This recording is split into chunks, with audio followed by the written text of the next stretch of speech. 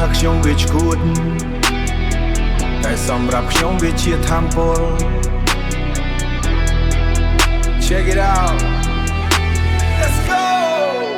ចាប់ដើមពីចំណុច0ក្នុងដៃគ្មានអ្វីទាំងអស់ដេកយប់តែងយល់សពជីវិតតែប្រឹងអ្វីដែលយើងខ្លួនឯងជាអ្នកដឹងពាក្យពេចន៍គេមើងងាយធ្វើឲ្យយើងខំប្រឹងមហិច្ឆតានៅពេញខ្លួនពេលខ្លះក៏អស់សង្ឃឹមតែត្រូវតែញញឹមសម្លឹងមើលទៅមុខមិនមែនដើម្បីល្បីតែដើម្បីដកដង្ហើមដោយមោទនភាពមិនមែនដើម្បីអួតតែដើម្បីឲ្យអ្នកផ្ទះមានភាពសុខសាន្តជំហានដែលខ្ញុំដើរគឺជំហានដែលខ្ញុំសាងគ្មានអ្នកនាំមកកំណត់វាសនាខ្ញុំដែលខ្ញុំកាងនេះគឺជាមហិច្ឆតាដែលដុតកម្ដៅនៅក្នុងទ្រូងមិនព្រមឈប់មិនព្រមចោះចាញ់តួផ្លូវមានបន្លាស្រួយផ្នែកសំឡឹងទៅមុខក៏ដើរត្រូវតែដល់រៀបណានៅមានដង្ហើមខ្ញុំនឹងធ្វើឲ្យពិភពលោកយល់មហិច្ឆតាចិត្តជាអ្នកខ្លាំង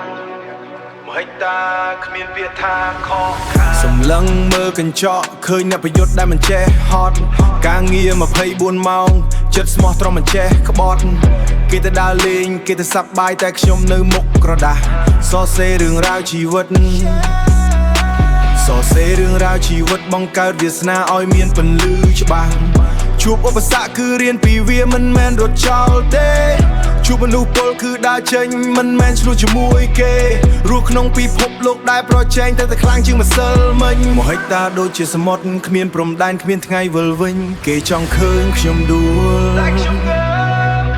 គេចង់ឃើញខ្ញុំយំ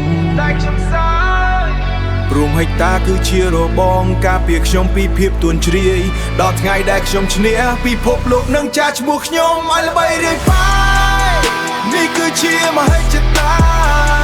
នេះគឺជាមហិច្ឆតាដែលដុតកម្ដៅនៅក្នុងទ្រូងមិនព្រមឈប់មិនព្រមចោះចាញ់តួផ្លូវមានបន្លាស្រួយផ្នែកសំឡឹងទៅមុខគោលដៅត្រូវតែទៅដ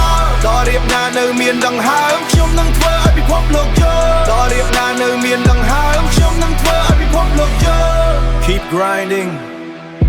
កុំឲ្យអ្នកណាមកប្រាប់អ្នកថាអ្នកធ្វើមិនបានមហិច្ឆតារបស់អ្នកគឺជាកម្លាំងយោបល់ត្រូវតែទៅភាពជោគជ័យ